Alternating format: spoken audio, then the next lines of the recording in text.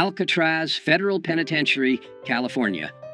In October 1959, Ellsworth Bumpy Johnson was in his 7th year of a 15-year sentence at Alcatraz Federal Penitentiary, the maximum security prison on an island in San Francisco Bay that housed America's most dangerous criminals.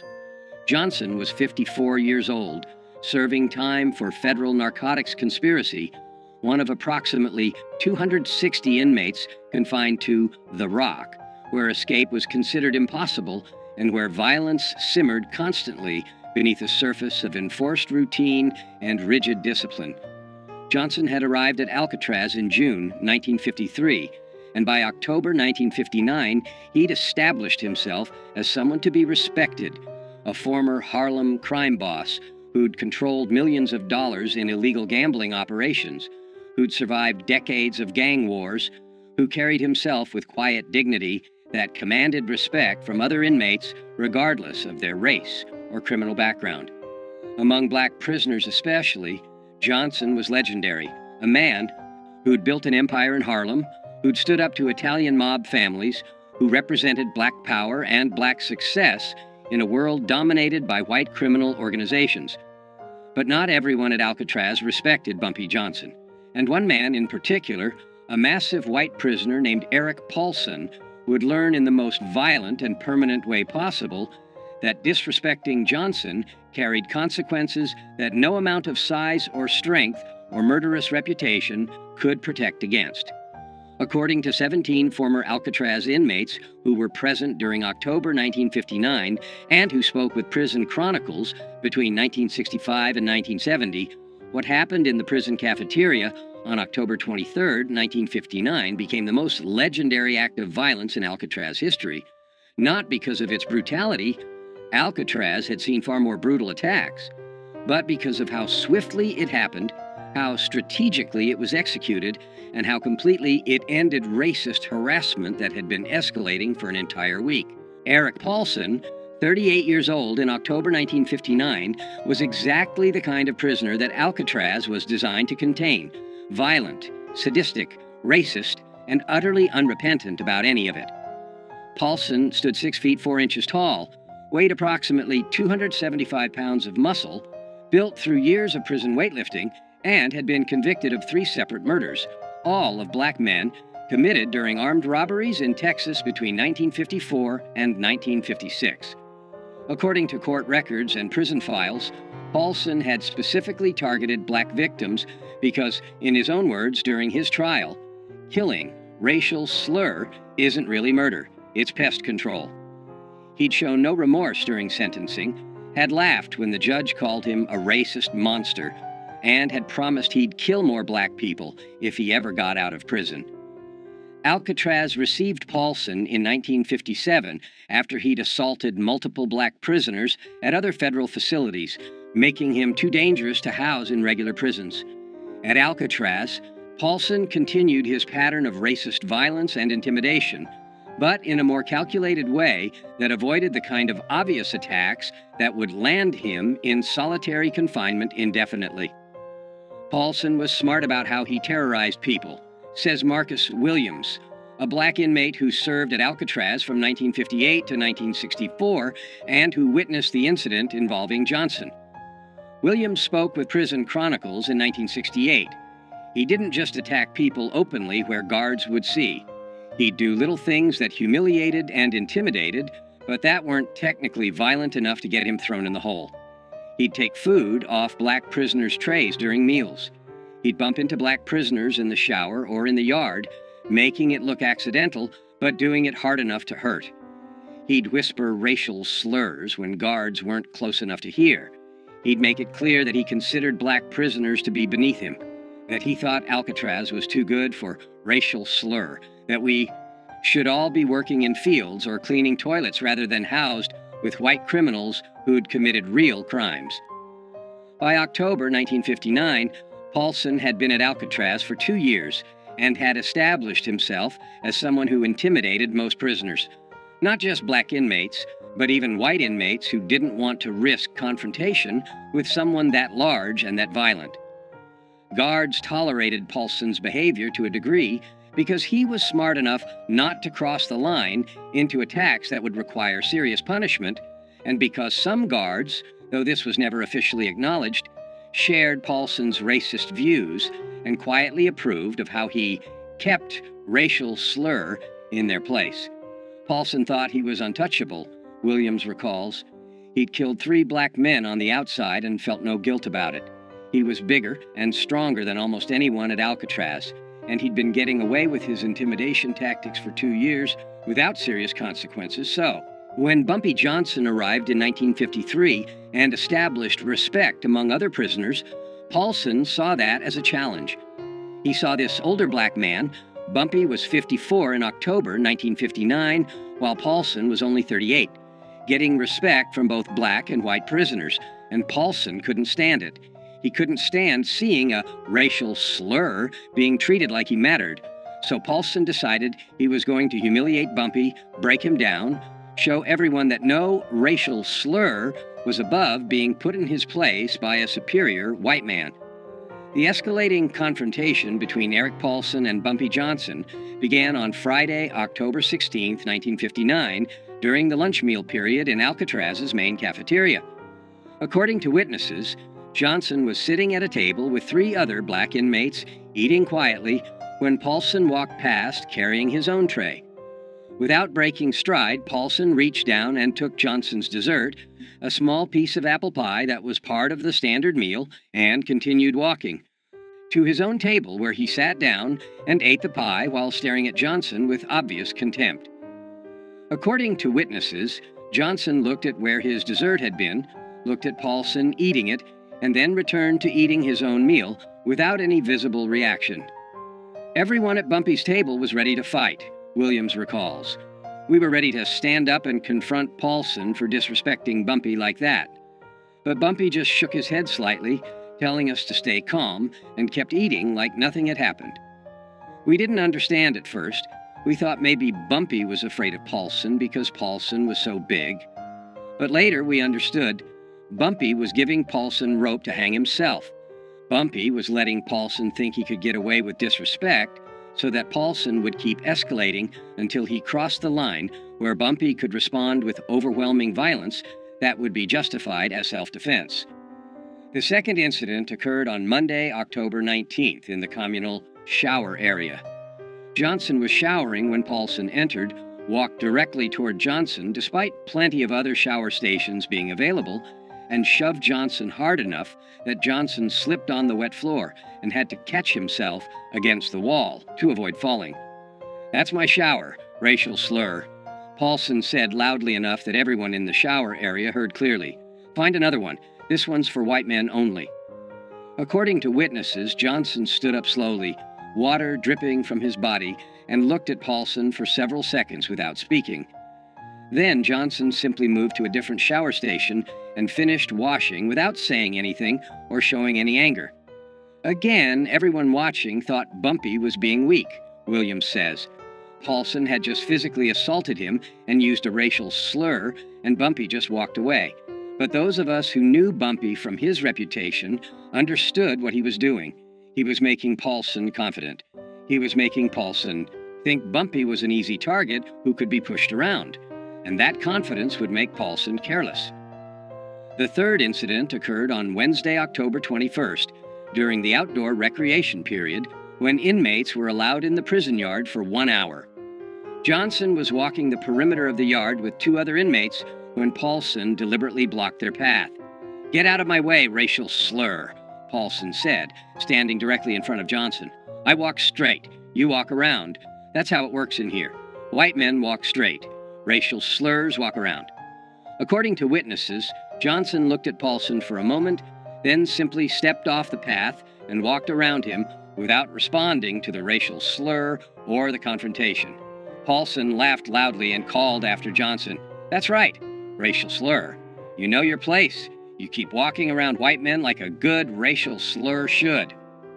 By Wednesday evening, October 21st, everyone at Alcatraz was talking about the confrontations between Paulson and Johnson. Some inmates thought Johnson was showing weakness by not responding to Paulson's provocations. Others particularly older inmates who understood prison politics better, suspected Johnson was planning something and was waiting for the right moment. "I talked to Bumpy Wednesday night in our cell block," Williams recalls. "I asked him why he wasn't standing up to Paulson, and Bumpy smiled slightly and said, 'I'm giving him enough rope to hang himself. Right now, if I attack him, guards will see it as me starting a fight and I'll go to solitary. But if I let him keep pushing, eventually he'll do something that crosses the line. And then I can respond in a way that guards will understand was justified. Be patient. This will resolve itself very soon." The final escalation occurred on Thursday, October 22nd, the day before the cafeteria incident that would become legendary. During the afternoon recreation period, Paulson approached a young black inmate named Robert Jackson, 23, who was sitting alone on a bench reading a book. "What are you reading, boy?" Paulson asked, snatching the book from Jackson's hands. "Are there pictures in it?" "I didn't know racial slurs could read words without pictures." According to witnesses, Jackson, who was small, maybe 140 pounds, serving time for postal fraud, and who'd never been violent, tried to take his book back politely. "Please give that back, sir. I was reading it." Paulson responded by hitting Jackson across the face with the book, knocking Jackson off the bench onto the ground, and then throwing the book into a puddle of dirty water that had collected near a drain. "That's what I think of racial slurs who think they're smart enough to read," Paulson said, standing over Jackson, who was holding his face where he'd been hit. "You're not smart. You're not equal to white men. You're racial slurs, and racial slurs belong on the ground where I just put you." Guards broke up the confrontation before it went further, but they didn't punish Paulson severely. He received a verbal warning and lost 1 day of recreation privileges. Jackson was sent to the infirmary with a split lip and a black eye. That evening, Bumpy Johnson sat with several other black inmates in their cell block, and according to Williams, who was present, Johnson made a statement that everyone understood meant something was going to happen very soon. "Tomorrow at lunch, Paulson is going to learn a lesson he'll remember for the rest of his life. I've been patient. I've let him think he can disrespect me without consequences. I've let him think that being big and violent makes him untouchable. But tomorrow, he's going to understand that size doesn't matter when someone has the intelligence and the willingness to use violence more strategically than he does. Tomorrow, Alcatraz is going to see what happens when a racist bully picks the wrong target." The main cafeteria at Alcatraz, Federal Penitentiary, seated approximately 250 inmates at long tables arranged in rows, with guards stationed at strategic positions around the perimeter, watching for any signs of trouble. Meals were regimented. Inmates filed in, received their food, sat at assigned tables, ate in silence or with minimal conversation, and filed out within 45 minutes. Violence during meals was relatively rare because guards had clear sightlines to every table, and because inmates knew that starting a fight in the cafeteria would result in immediate solitary confinement. On Friday, October 23, 1959, at approximately 12:15 p.m., inmates filed into the cafeteria for lunch. Bumpy Johnson, wearing the standard prison-issue clothing, received his food tray and walked to his assigned table, where he sat with 3 other inmates and began eating quietly. Eric Paulson entered the cafeteria 2 minutes later, received his tray, and instead of going to his own assigned table, walked directly to Johnson's table and sat down in an empty seat across from Johnson, setting his tray down with deliberate force. "Well, well," Paulson said loudly enough that nearby tables could hear. "If it isn't Harlem's racial slur king. Still eating with your racial slur friends, I see. Still thinking you're somebody important instead of just another racial slur who belongs in a cage." According to witnesses, Johnson continued eating without looking up, without acknowledging Paulson's presence or his racial slurs. This non-response seemed to anger Paulson, who wanted a reaction. "You ignoring me, boy?" Paulson said, leaning forward across the table toward Johnson. "You think you're too good to respond when a white man talks to you? Let me explain something. Racial slur. You're not too good for anything. You're a racial slur. That means you're beneath me. That means when I talk to you, you respond respectfully or you face consequences. Paulson then turned his attention to Robert Jackson. The young inmate Paulson had hit with a book the previous day, who was sitting 3 tables away. Jackson's face still showed bruising from where Paulson had struck him. "Hey, racial slur boy," Paulson shouted across the cafeteria at Jackson. "How's your face feeling today? You learn your lesson about reading books you're not smart enough to understand? Maybe I need to come over there and teach you another lesson." Jackson, according to witnesses, looked down at his food, trying to avoid Paulson's attention, clearly terrified. Some of the other black inmates at Jackson's table started to stand up, preparing to defend him if Paulson approached, but guards shouted for everyone to remain seated. And then Bumpy Johnson stood up. According to 17 witnesses who saw what happened next, the entire sequence of events lasted approximately 3 to 4 seconds. Johnson stood up from his seat at the table, and as he stood, his right hand moved to his waist, where his prison shirt was tucked, into his pants. In one smooth motion that was so fast that most witnesses didn't clearly see it happen, Johnson withdrew something from where it had been hidden against his body. A blade approximately 4 inches long that had been fashioned from a piece of metal sharpened to a razor edge. A weapon that in prison parlance was called a shank, and that experienced inmates could make from various materials and hide in ways that even thorough searches often missed. Johnson walked around the table toward where Paulson was sitting, moving quickly but not running, covering the 8 feet between them in approximately 2 seconds. Paulson saw Johnson approaching and started to stand up, his hands moving to defend himself or to attack. But Johnson was faster.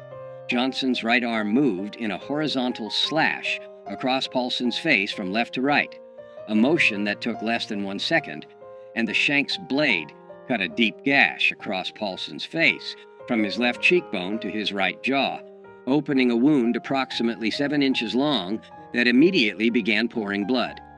Paulson screamed, a sound witnesses describe as shock and pain combined, and his hands went to his face, trying to stop the blood that was now flowing down his neck and onto his prison shirt.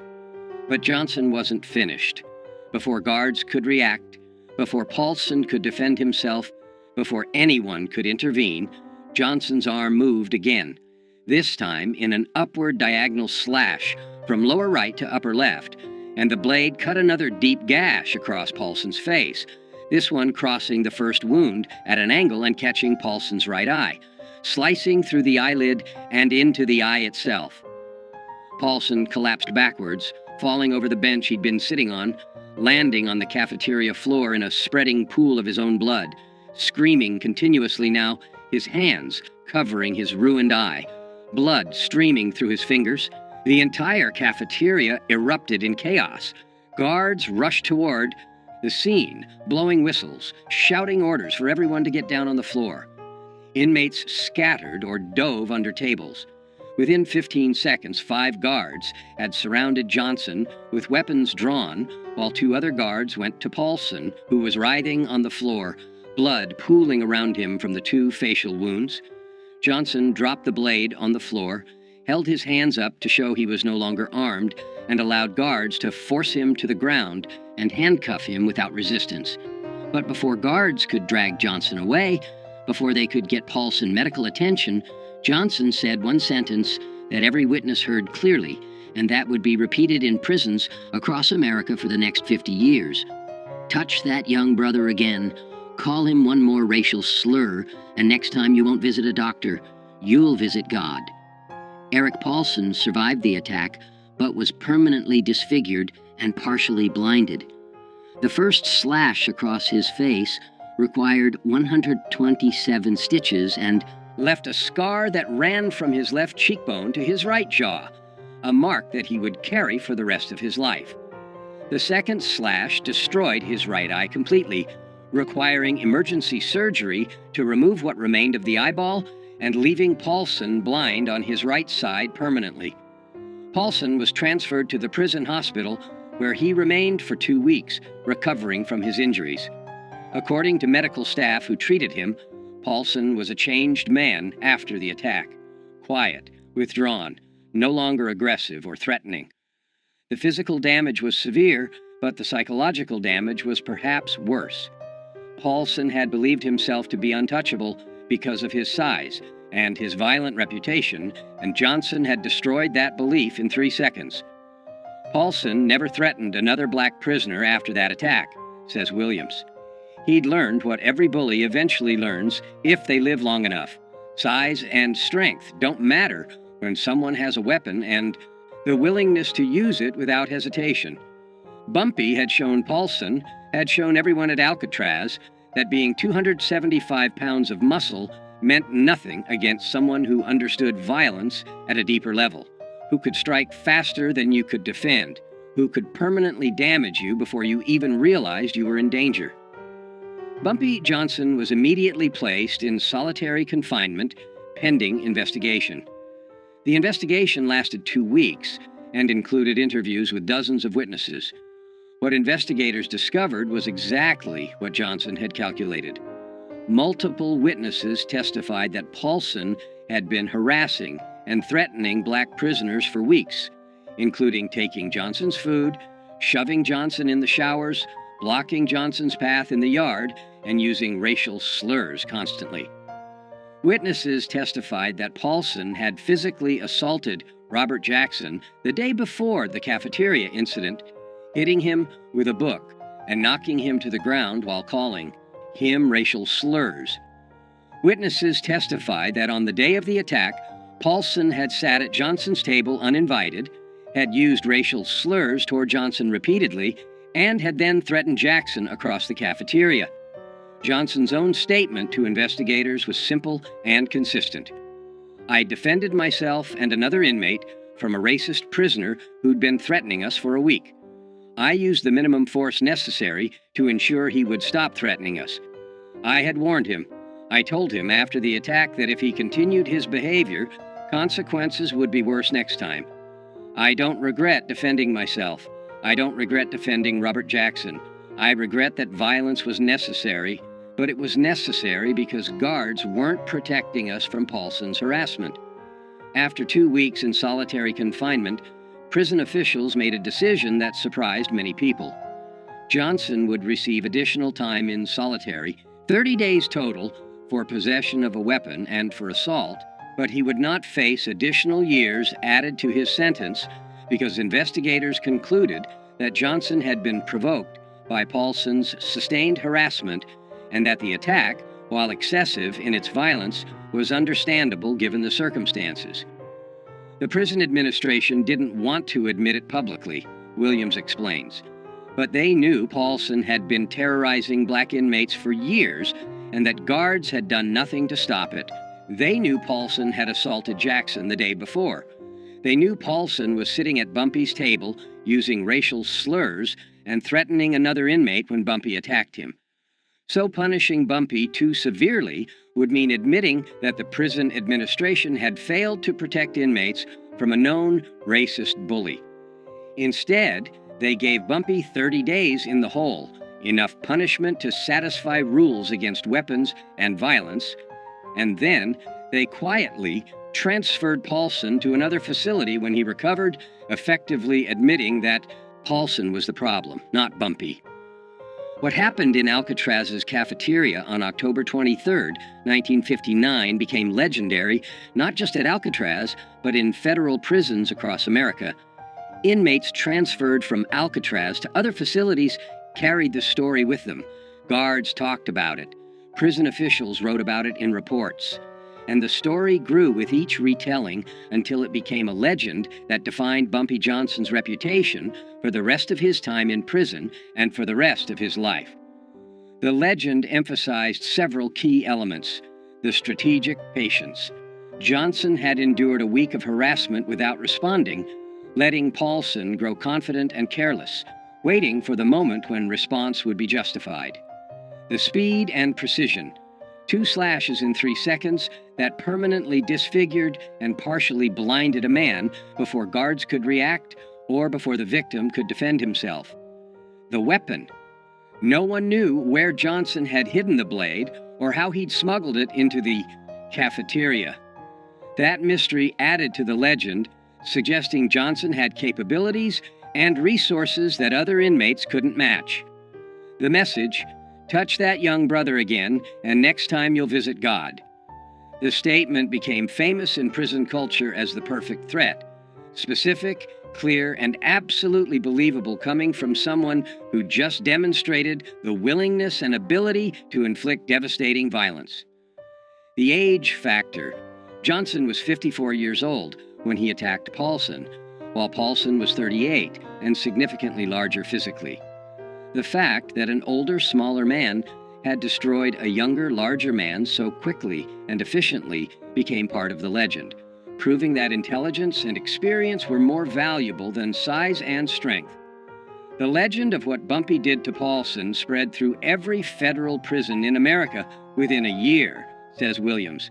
Inmates in Atlanta and Leavenworth and Marion were talking about it. Black inmates especially saw it as justice, one of their own standing up to a racist bully and permanently ending that bullying in a way that guards never could or would.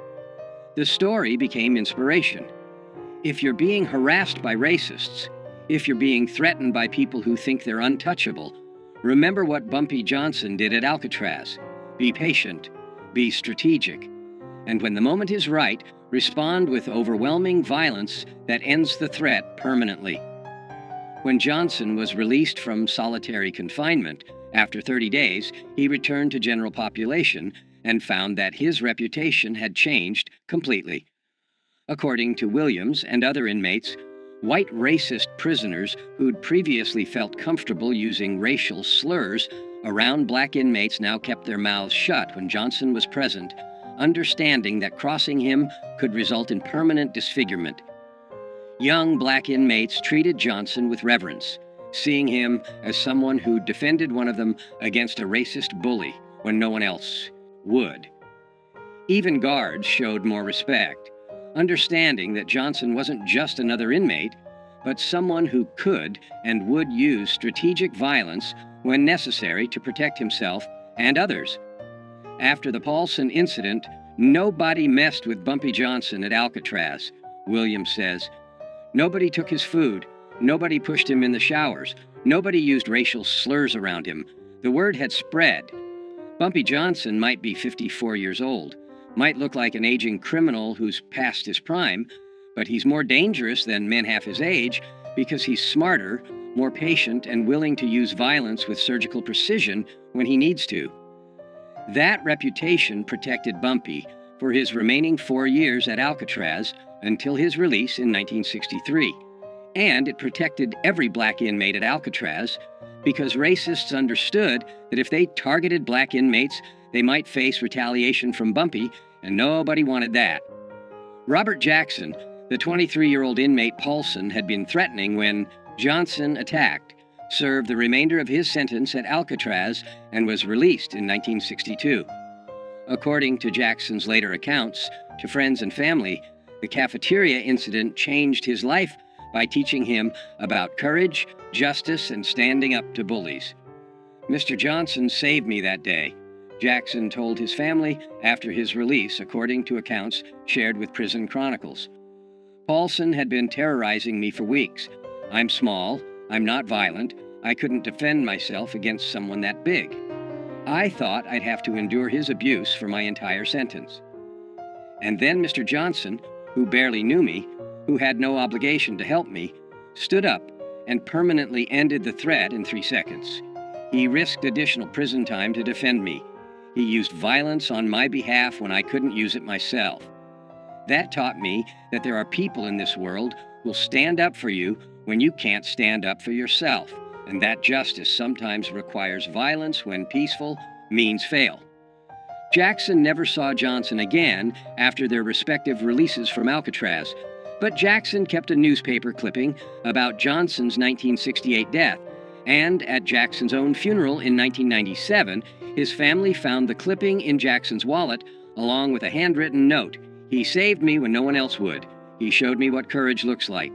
RJ, 1962. Eric Paulson was transferred from Alcatraz to USP Leavenworth in Kansas in December 1959, 2 months after the cafeteria attack. According to prison records and accounts from inmates who served with Paulson at Leavenworth, Paulson was a changed man after his encounter with Johnson. Physically disfigured with a massive facial scar and blind in one eye, but also psychologically broken by the realization that his size and violence hadn't protected him. Paulson served the remainder of his sentence at Leavenworth and was released in 1971. He returned to Texas, worked various manual labor jobs, and died in 1989 at age 68. According to people who knew him in Texas, Paulson rarely talked about his prison time, but when he did, he would touch the scar on his face, a mark that remained prominent even 30 years after Johnson had put it there, and say, "I learned the hard way that being big doesn't make you tough, and being tough doesn't make you smart. I thought I was the most dangerous man at Alcatraz. Turns out I wasn't even close." Bumpy Johnson was released from Alcatraz in November 1963 after serving 10 years of his 15-year sentence. He returned to Harlem, reclaimed control of his criminal empire, and lived until July 1968 when he died of a heart attack at age 62. But the story of what Johnson did to Eric Paulson in the Alcatraz cafeteria on October 23, 1959, outlived Johnson by decades. The story was told in prisons across America, was referenced in books about prison culture, was retold by former inmates who'd served at Alcatraz, and who wanted to share the legend of how one man had ended racist harassment with 2 slashes of a blade and 1 perfect threat. That cafeteria attack defined Bumpy Johnson's reputation in ways that nothing else he did could match, says Marcus Williams, who remained friends with Johnson after both men were released from Alcatraz. Everyone knew Bumpy had been a successful criminal in Harlem. Everyone knew he'd survived gang wars and built an empire.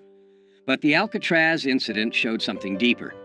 It showed that even at 54 years old, even after years in prison, Bumpy was still the most dangerous person in any room because he combined intelligence with absolute willingness to use strategic violence. That combination, patience, intelligence, and overwhelming violence applied at exactly the right moment, that's what made Bumpy legendary. Not the violence itself, but the strategic brilliance of how and when he used it.